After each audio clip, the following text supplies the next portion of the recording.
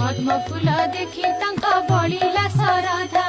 दुई पाद देई माथा पद्मे हेले उभा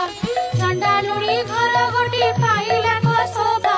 लक्ष्मी निजे करिछन्ति कि उपमा देवा बोइले लो चंडालुणी मागी घेन बर प्रसन्न होइले दुख नासिबि तोहर चंडालुणी कहू अछि सिरे कर देई कि बर मागी मागो मागी जड़ी नाही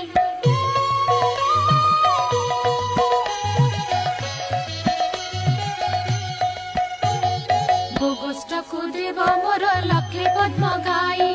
कुबेर समान माथ धन देबु तुही कोलकु नंदन जे हस्त को सुना बाही चारि जुगे बसिबि अमर बर पाई लक्ष्मी सुनिण कहिले होई लुकी बाई ए समस्त बर तते देई त पारई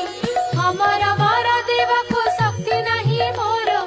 एही बर मागिलु तो के मत प्रकार जेते दिन बंची थिबो ऐश्वर्य